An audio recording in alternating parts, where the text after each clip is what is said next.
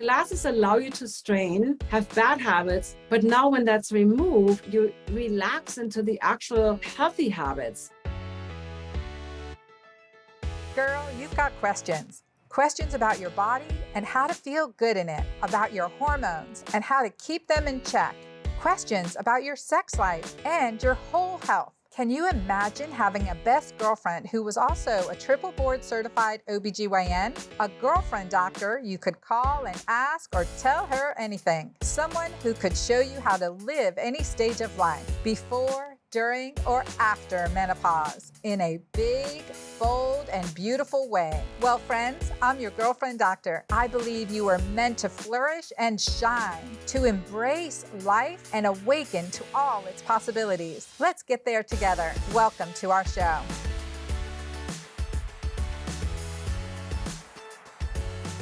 I've been wearing glasses since I was 13 years old, and it started very innocently enough, and I quickly went to contacts, and I've been back and forth. Probably had over 50 pairs of glasses in my years, between different eyeglasses, different prescription changes. Of course, you go in for your annual eye exam, and there's always something that's shifted over the years.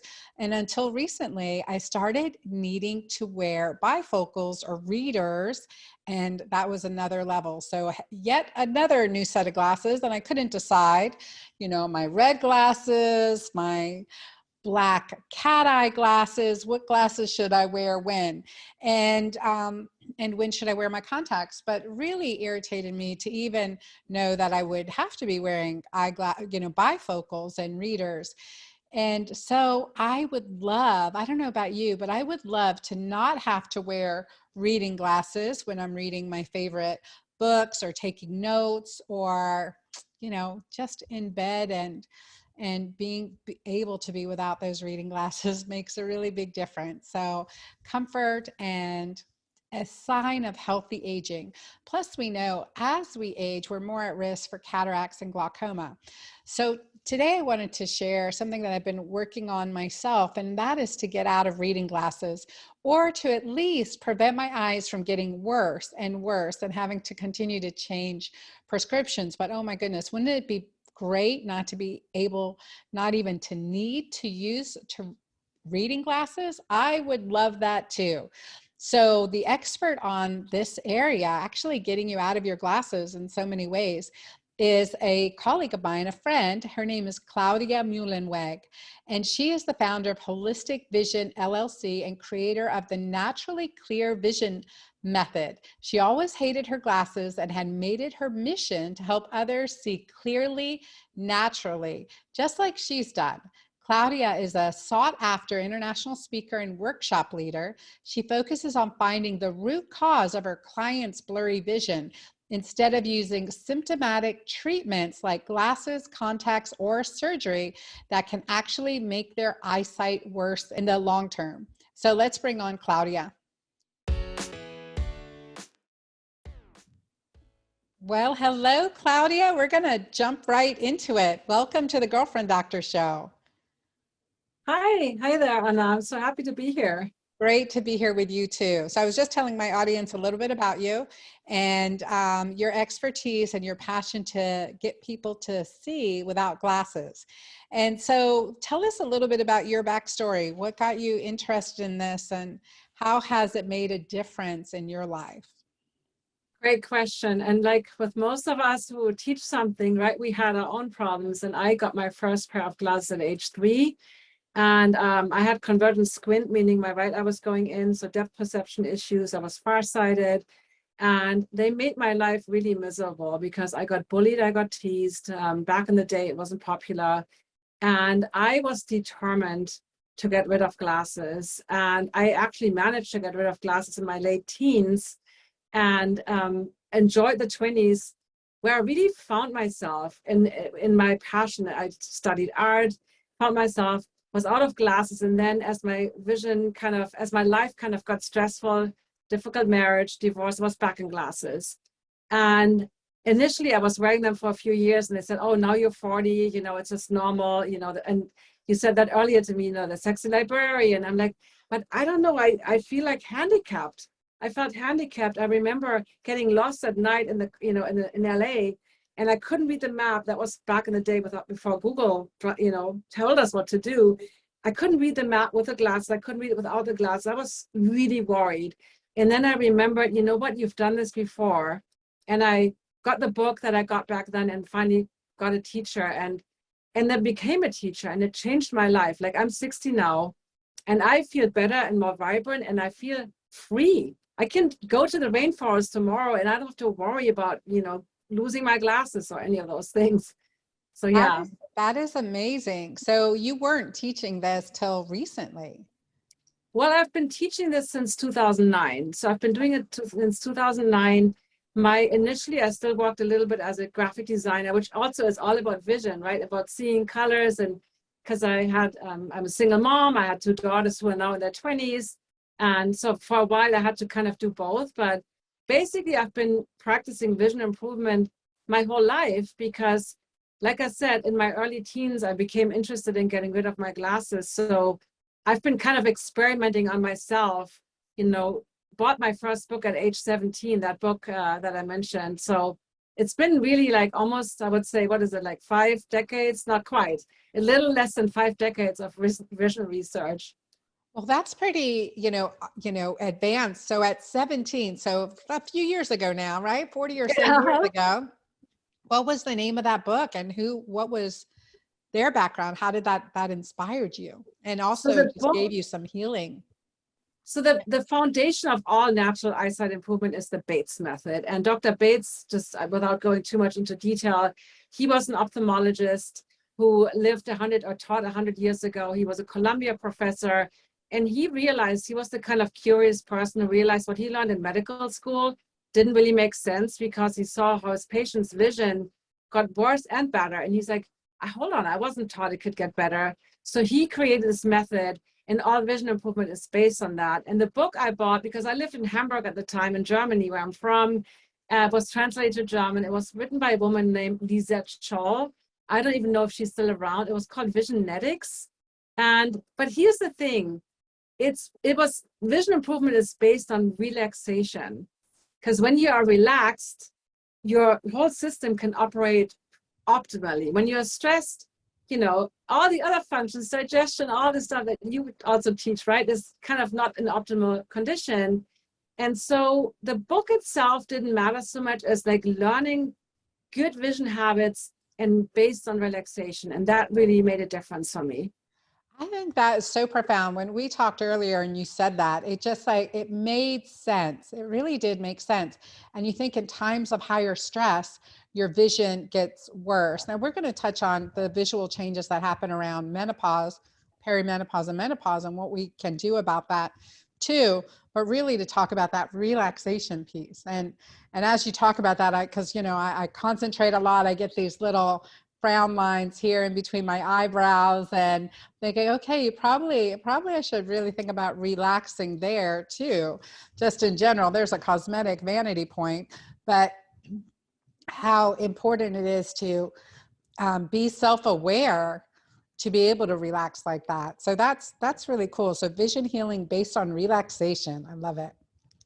So what are first steps that people should take? Well, there were a couple of things that I wanted to touch on with you. I know you're going to teach our audience a couple ways that we can start working on your vision now, especially if you're needing bifocals, or you're getting close to feel like you're needing bifocals.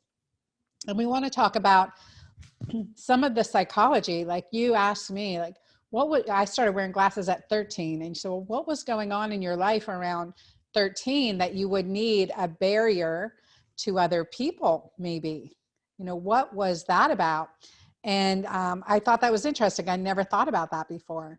So yeah, I mean, like I said, babies are all born farsighted. So my condition was more like, how do we say this, common, babies, with hyperopia, or what I had a convergent squint, my right eye was going in strabismus. So that's more like more normal in childhood. And thankfully I didn't have the surgery. I also didn't have vision therapy, but I hated the glasses so much that I was determined to figure this out. And in your case, we talked about myopia, which is nearsightedness, meaning you cannot see the distance clearly. And the visual system takes about till age 15 to be completely developed, because we see in the brain, we don't see in the eyeballs. And when a child, it doesn't matter, you were 13, but I often hear like first grade, or even before school, suddenly is nearsighted. I'm always wondering, like, what was going on in your life, because your eyeball is not really elongated yet, which is kind of the functional manifestation of nearsightedness. And usually what I find is there was something going on that stressed the child, that made it not feel safe. Because if we don't feel safe, we cannot be relaxed. We're always going to be on guard.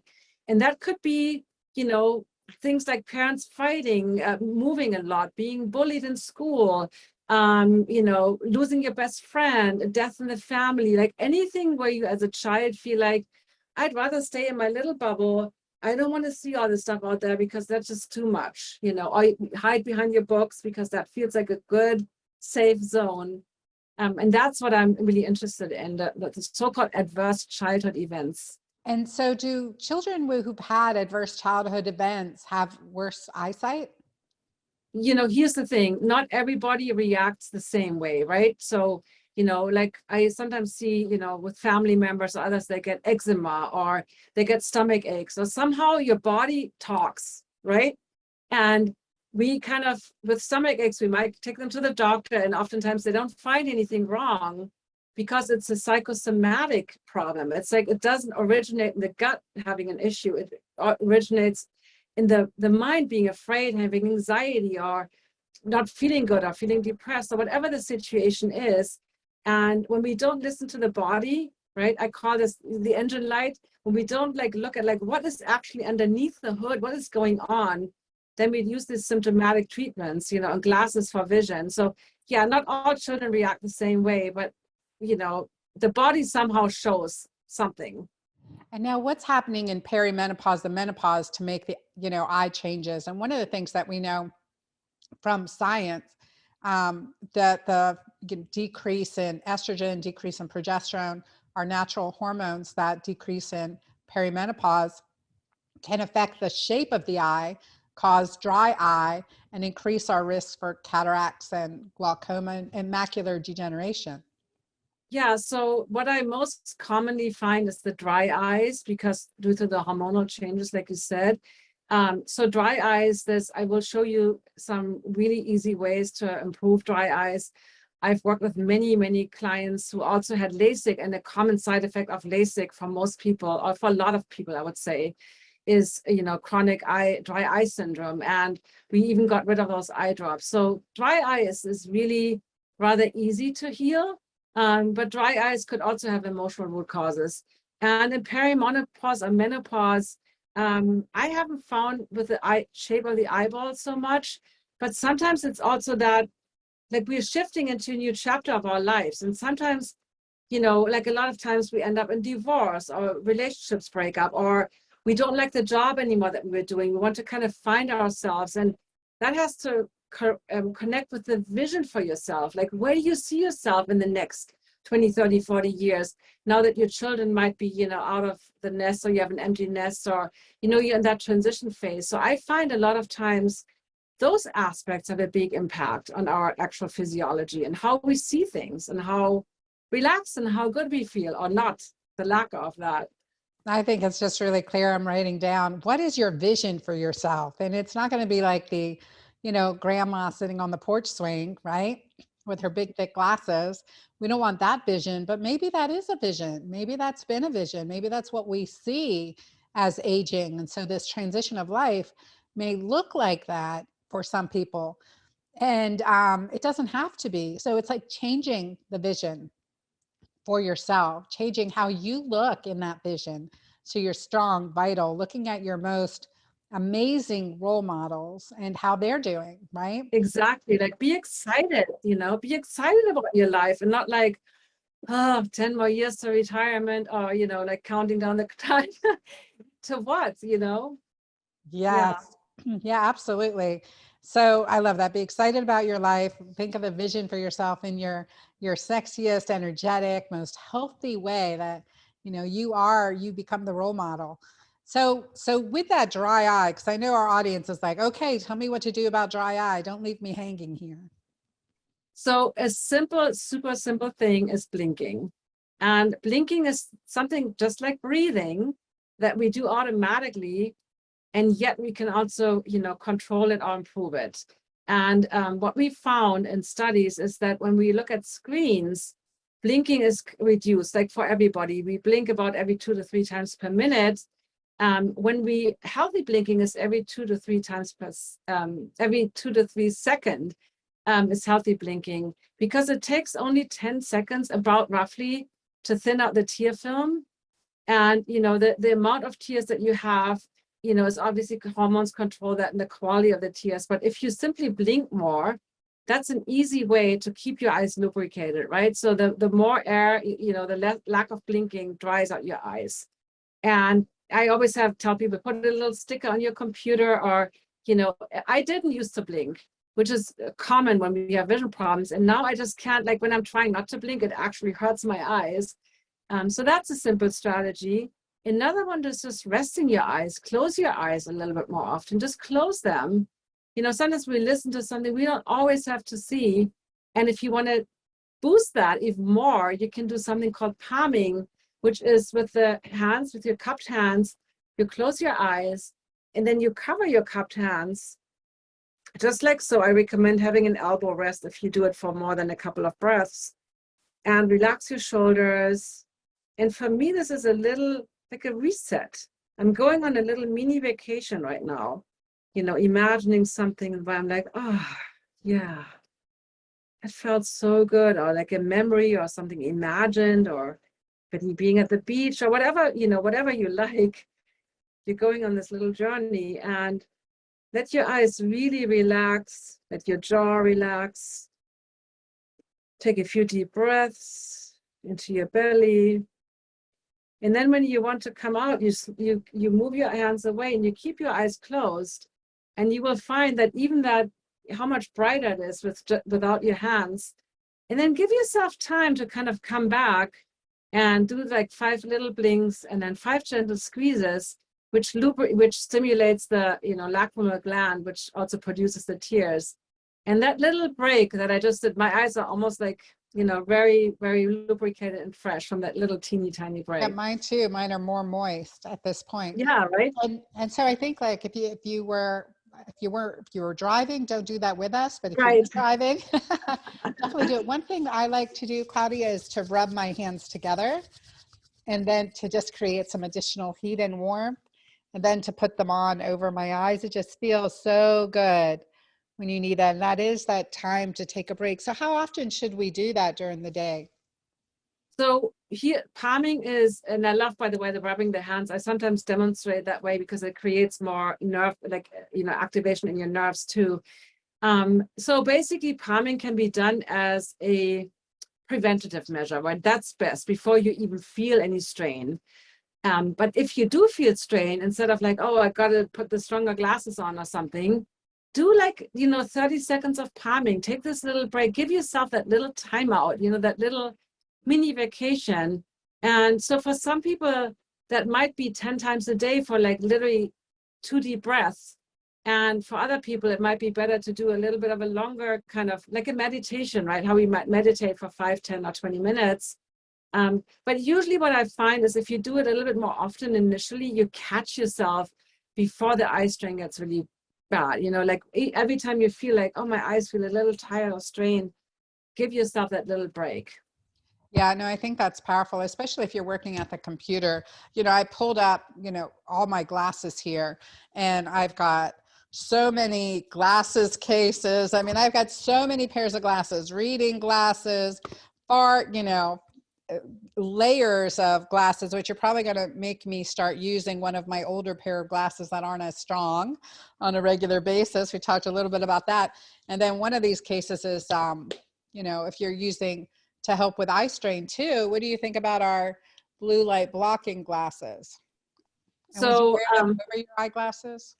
So blue blocking, okay, here's my opinion. The sunlight has a full spectrum, right? And we wanted to talk about that too, how the sunlight is actually good for your eyes. There's certain disclaimers. But blue blocking is really good on screens because screens have a lot more blue light than natural light or nature ever intended. But I prefer to use software. So depends on your device. You know, a lot of devices have built-in software, and I have that on not just in the evening, but all day long. And then if I do watch TV or I'm on devices where they don't have blue blocking, and especially 3 hours before bedtime, those blue blockers, especially those orange ones, are really great because they kind of help you to get that melatonin so that you get tired and ready for sleep. One of my favorite is Just Get Flux, Flux. JustGetFlux.com has where you can download that. What ones do you recommend? So another one, but that one is not free, is called Iris. I think the website is iristech.co, and that was actually developed by a software developer who was spending on a coder. We did like website coding, and his eyesight got really bad quickly when he started that job. And he was like, this doesn't seem right? He was interested. And so he created this. They have very fancy settings, and it's also a really great blog. So that's a really great resource of information about blue light and also the flicker frequencies of computers. So that's I think it's just an awesome job, but it's not free. I don't remember how much it cost. I use night shift mode, which is a built-in on Apple devices. So, and you can set that. So I have it set from 4 a.m. to 3:59 a.m. So basically, you can't set it for 24 hours, but you have that 1 minute in the middle of the night where it's not on. And yeah, that's what I use. Okay, yeah, no, that's great. I think it just can make a big difference on the eye strain that you have. And of course, we have blue light blocking shields on our laptops. Everyone in my office does as well. So, so to reduce that exposure to the best of our ability, right? Right. But then get the blue light from the sun at the time we're supposed to get it. So I definitely want to just reiterate, appreciate the tips on dry eyes, which is good to help strengthen the eyes in general, but that blinking, resting your eyes, and palming, those 3 activities. And to mention that, you know, productivity studies have shown that when we spend just 5 minutes resting, change of scenery, getting up, doing some activity at the top of each hour, 5 minutes an hour, breaking, you know, don't sit straight for 2, 3, 4, 10 hours, as I've sometimes done in book writing mode for sure. But get up at the top of each hour and change that. You can increase your productivity. So when we're doing that, we can add this blinking, resting your eyes, and palming to that to increase your performance and save your vision in your eyes. So I think that's powerful, and that's something that can be done at any age. And so I want to go into now to get us to stop using reading glasses, or to decrease our risk of using reading glasses. For those who are listening and don't need to, how wonderful, but these tips will be very beneficial to you at some point. And so what can we do? And do you think that I can eventually not need reading glasses, Claudia? Yes, absolutely. So first of all, I always teach what I call strains and gains, and really notice, because vision varies for everybody based on your nervous system, right? So notice what makes your vision worse, what makes it best. And sometimes, as an example, you might be reading something really enjoyable and your vision is more relaxed, or you are more relaxed, and it's pretty clear. But now you're reading a negative comment, or maybe you're doing a task on the computer that, you know, for me, bookkeeping was always something I absolutely hated to do, like numbers and spreadsheets. I'm like, oh my God, I literally don't want to see that. So being cognizant of that and noticing, you know, maybe the evening is not the best time for you to read because you're already tired. Maybe for you in the middle of the day, you know, reading a little bit in your book. Good lighting is a good way to, you know, instead of wearing glasses, use good lighting. That's a good strategy. And then really like focusing on something that is, I'm trying to think of if I should teach that now. The concept, our retina, the way it works, we only have a really small point of perfect clarity in our fovea. And once you're aware of that, let's say you look at a book, or you look at copy or text in the book, noticing that only the letter that you look at looks perfectly sharp or good or best, and everything else doesn't look as good. And so a lot of times moving, and even if it's bigger, like wider text, moving your head and your eyes together, right? Like not like not trying to speed read and trying to grab that whole paragraph, but really letting your attention flow through those lines. And also look up all the time. I have this rule, put a bookmark if you read an actual book, not on a Kindle, put a bookmark, look up after each page and look around. If you're on a device like that, maybe after each page, shift your attention. Our eyes were not meant to be locked into one distance for a long, long time, So yeah, look away. Look, I have my computer set up against my window. So all I have to do is move my eyes 1 centimeter higher and I'm looking far in the distance. So make it easy for yourself, Awesome. That sounds great. This episode of the show is sponsored by the Keto Green Shake Mix. The Keto Green Shake Mix is an all-in-one meal replacement shake that will help you with weight loss, give you more energy, help reduce hot flashes, and reduce your struggles with other hormone-related issues. It tastes great and will help you feel full longer. It is plant-based protein with 0 grams of sugar and all the vitamins and minerals you need. Find Keto Green Shake Mix at dranna.com and use the code SHOW10 to get 10% off your first order. And then a couple things I want to touch on the sunlight. The importance of sunlight. My audience has heard me talk about sunlight. Actually did a great podcast, and we'll link to it in this, with a ophthalmologist, Dr. Travis and Jenna Ziegler, on dry eyes. So for additional information and resources, plus with Ari Whitten on red light therapy and the importance of light therapy, as well as Jack Cruz on light therapy. So some really great podcasts, you guys, to binge listen to get additional information and ahas. And I want to talk with you about, again, just to emphasize the importance of why it's so important to get light directly into our eye without obstacle, including glasses, contacts, and when it's best, and how that is an exercise for your eyes as well. So touching on that light sensitivity, I told you, I said it irks me when I see beautiful babies, beautiful kids with sunglasses on. Like, we are setting them up for hormone imbalance, and any age. I always tell my girls, no sunglasses unless it's bright daylight, we're outside, and it's 12 noon, the sun's shining up, or whatever. Just very, let's not make it a habit. It's a fashion statement, but we can't make it a habit because it's causing hormonal harm. So I want you to back me up on this, Claudia, please.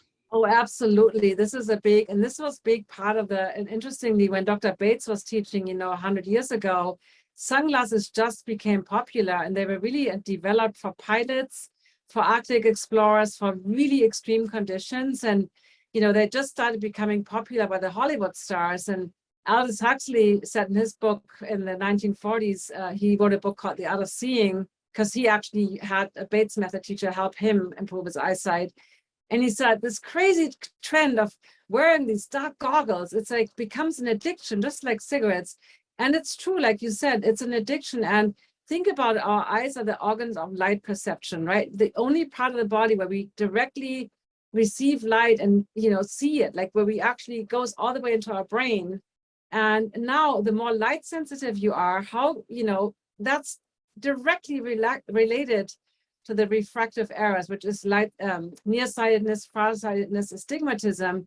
So reducing the light sensitivity, and you might even notice that when you cover one eye or the other and you're outside, you might notice that, say, one of your eyes is more has more vision problems, that eye might also be even more light sensitive. So reducing that and actually practicing our pupil reaction, because we have these little built-in sunglasses called pupils. They get very tiny when it's bright and they open up in the dark, right? And when we wear sunglasses, we kind of trick the brain to think that it's darker than it really is, and the pupils open up behind it. And I was a prime example. I was so light sensitive. I live in Los Angeles, and I had to wear them on overcast days. And guess what? My night driving, I couldn't drive at night because the headlights of cars were just like blinding to me. And so and apart from the fact that our eyes do need light, you know, like the all the good parts, the infrared light you talked about, the red light therapy, that's included in sunlight, right? You get that for free in sunlight. So yeah, I can talk about sunlight for 2 hours, but I know we don't have that much time. So But yeah, it's such an important topic, and this the sense that when you look at the sun or towards the sun, or you go outside and your eyes start to water, that's a symptom, right? That's a symptom. right. Yeah. And yeah, anything we can do about that, and then just exercise. And let's talk about one of the exercises you can take advantage of when you're in the sunlight. So that sunning. Yeah, so basically what I, work with my students, and depends on where you start. Sunning is something where you close your eyes and you basically face the sun. And you can do it at all times of the day. If you're very light sensitive, I would only do it in the morning or the evening, right when the dawn or dusk. But if you're okay, you close your eyes, you face the sun, and then you simply turn your head side to side. So I like to do an exhale, turn to the side, inhale, go back to the center, and then to the other side. And it feels really relaxing. You also help your neck muscles, which tight neck muscles also contribute to vision problems. So you're kind of getting that neck, a little bit of blood flow, and your pupils will actually open up. Now my right eye is in the shade. Obviously there's no real sun here, but it will kind of open up a little bit. And as I go through center, they close again. So you're kind of doing this little massage, your pupillary reaction. And any movement in your eyes is so good for your eyes. It feels good, relaxing. And once you can do that, then you can also open the eyes on the side. So you can, I have a whole ladder of how you make this more and more progressively with actual open eyes. But you want to start with closed eyes. It just feels really good. That sounds good. That sounds good, and really getting adapted to that. And one of the things that also I mean, you have hundreds of tips and you work with people one-on-one to really coach them into improving their eyesight and reducing the risk of disease and reversing it in so many cases too. And I love what you're doing. One of the things you told me is about the blur adaptation.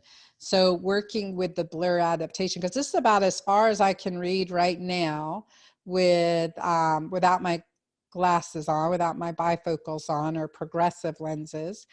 And it just not too long ago, I think a year ago, I could read way out here. So yeah, so there's been a lot of shifting here in the last year. So, but you assure me I can get back to here, and I'm going to do the work, Claudia. I really am, I promise. So talk about this blur adaptation and how that can help strengthen your eyes too.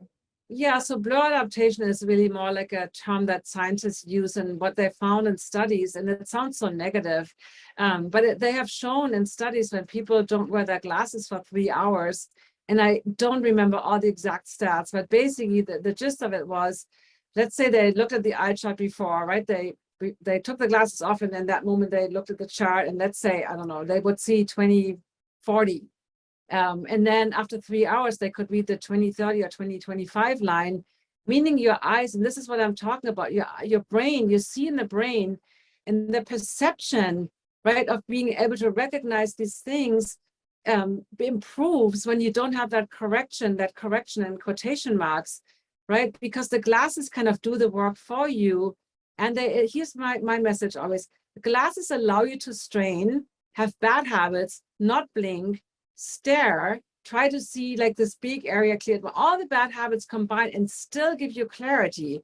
But now when that's removed, now your brain is interested in seeing these things, and now you relax into the actual healthy habits.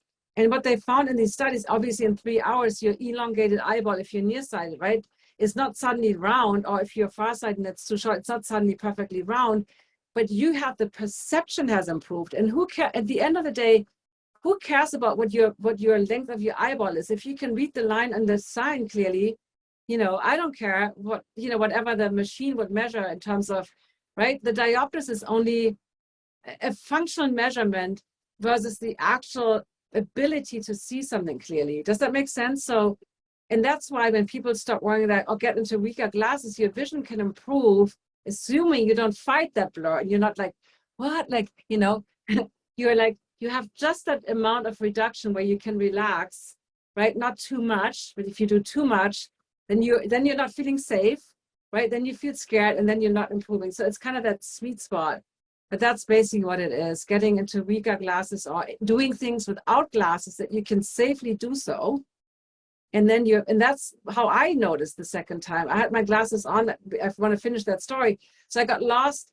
I figured I couldn't read the map. I figured my way. I finally made it home, and I took my glasses off, and my vision was so bad, so much blurrier than it was ever before I ever put the glasses on. And that's when I realized, you know, in my early 40s, I'm like, this is crazy. This is going to lead me downhill really fast. And that was my big aha moment, you know. So that's kind of what that is that blur adaptation, that you allow your body and your brain to actually see. And when you have that time, like when you take those 3 hours and you're adapted, you're doing things like I'll do hot yoga without my eyeglasses on, but then I'm putting them right back on to go down the stairs to walk home. You don't want me stumbling down the stairs, but am I still doing good? Like, so is it So still a benefit to have partial times where you're being blur adapted? So you want to never wear more correction than you need. And we talked about that a little before with the recording, because diopters only correct you for one distance. And if you're nearsighted, you get corrected for 20 feet distance. And the reason you're wearing bifocals is because those diopters are way, you know, on the measure. I mean, you don't need the same diopters at 2 feet. So ideally, you would wear whatever you need. And if you can do tasks safely. So if you're after your hot yoga class, you know, you probably would need like way weaker than, you know, that's why getting into weaker glasses, and only wear for driving, obviously you want to be safe. 20/40 vision is legally the minimum that you need to have. So you want to not wear, you know, you only need to wear what you need to feel safe and relaxed. And that also means being really in tune with your vision and not just being on autopilot, you know, it's like taking metformin for diabetes, right? You can eat better, or you can continue to eat kind of poorly and pop the pill, and your blood sugar will still be okay. But, you know, that's kind of, maybe that's not the best metaphor. I think but like even with diabetes, right? So many people don't realize you can reverse it, you know, and how you can reverse it. And then to realize, okay, with glasses, you know, that you can reverse it. And I would tell you in medical school, I did hear a lecture about this, and it just seemed like, oh my gosh, that's so much work, but I wish I had done it then, right? I wish I had started working on it then. Again, I've been in glasses since I was 13, but to know now how much I've seen diseases reverse and working with regenerative medicine, age management medicine, bioidentical hormone therapy, exercise therapy, right? We have, the more, what do we call it? Muscle is magic of our bodies. And so being able to improve our eye health is liberating. And I want that for every one of our listeners. I really do. And you have a free download for our audience, Claudia. Tell us that and how people can work with you and find out more about what you're doing. And thank you. I want to and I'll reiterate at the end the 5 exercises that Claudia has given us to start with. So yeah, my free gift is called 10 Habits for Healthy and Happy Eyes. And in that, I explain the sunning and the palming, and I talk about the blinking, what I call go naked, you know, meaning like not wear your glasses. I obviously try to be also a little funny, and because I think we need to see this in a playful way and not so serious. So that's something you can get as a free gift. It gives you 5 additional strategies. I talk about posture and how that's related to astigmatism, and how you can improve your blood flow to your eyes with like kind of warm, cold water splashes. So there's a few really good tips in there. And I also have an online program called Naturally Clear Vision. That's my method. It's an online course. Like I said, I work with people privately. I have a membership group. And yeah, that's kind of, I have a variety of different ways how you can get started today. Awesome. And that's website's naturallyclearvision.com and then /10 habits, but it's www. That's just to download my gift. That's basically the website where you can download my gift. And I do have another website. I have, to be honest, I haven't written that much on it recently, but there's some good resources on that too. It's called myholisticvision.com. myholisticvision.com. And I think that's your Instagram too, right? It's Holistic Vision Coach. Holistic Vision Coach. Okay. All right. We're going to get consistency with that branding, Claudia. We're going to work on that. I know the URLs were taken, you know how that goes, but yes, I'm working on it. I know. Well, we will find you, and we'll also put the links to everything Claudia's mentioned below. We'll put a link to the 10 free gifts, the 10 steps to get clearer vision. We'll start working on that. You guys print it out, put it on your fridge, put it at your, in your bathroom, toilet side, good reading material. Start working on those practices today, because you don't want to wait. You don't want to wait and say, oh, I wish I started 5 years ago, but just kind of create a time, a place to just say once a day. I'm just going to start once a day doing this for my eyes, because one of the best quotes, and it's on our vitamin supplement boxes, it's that when you have your health, you have 1,000 wishes. When you don't have your health, you have just one. And for most of us, we can't imagine what life would be like without our vision. So everything we can do to take care of it through lifestyle, nutrition is really, really powerful. I mean, Claudia has been an excellent guest today, you guys. So please leave comments, questions below. Give us your review. We love your 5-star reviews. I read every one of them, and I'm very grateful, whether you're listening in iTunes, Podcast Addict, Spotify, or on my YouTube channel. So Claudia gave us a few exercises to do. And the first is blinking throughout the day. I am going to put a winky face, smiley face sticker on my computer to remind me. That'll be my trigger to add in blinking to my computer time for sure. And then resting your eyes, taking your time to rest your eyes, close your eyes. And that's something my dad would say. I said, Dad, you taking a nap? He goes, no, I'm resting my eyes. So I have that vision of him doing that. And then palming, warming up your hands, or just palming. And then the fourth one was sunning. So she did a great explanation of that. And then gradually getting your eyes so that you don't have light sensitivity. Light sensitivity is a symptom. So, take those glasses off, especially us darker eyed people. We can tolerate a lot more light. So when I see my brown eyed friends and fellows with dark glasses on, I'm like, take off your glasses. Let's take off your glasses. We don't need them. But again, there's that fashion statement, but do it judiciously, right? And then there's the blur adaptation. So working on getting comfortable with a little blur till I can eventually have my my book in my lap to read without my glasses. So I'm looking forward to that. So many good tips. I'm really grateful you guys have visited us in the Girlfriend Doctor show, and appreciate you sharing and commenting on this episode. In the 4 pillars of my Girlfriend Doctor brand and in my Girlfriend Doctor community, we focus on these key 4 pillars. Nourish, and we want to eat for eye health too. It's all keto green, really eliminating sugar.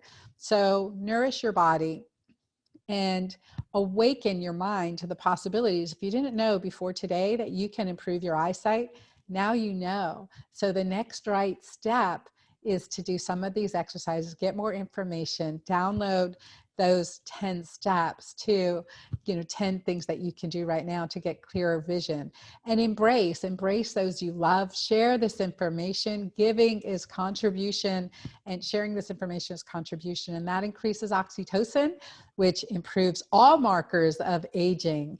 And so this is the way that we're really going to work. So we're going to focus on increasing intimacy, giving, loving, nourishing our body, awakening our spirit, embracing those we love, and having fun while we're doing it.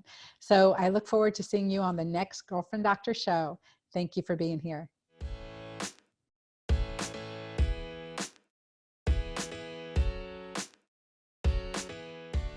Thank you for watching this video. Be sure to subscribe to my YouTube channel here and get those notifications, and comment below. Let me know your thoughts, what you loved, and what your action step is.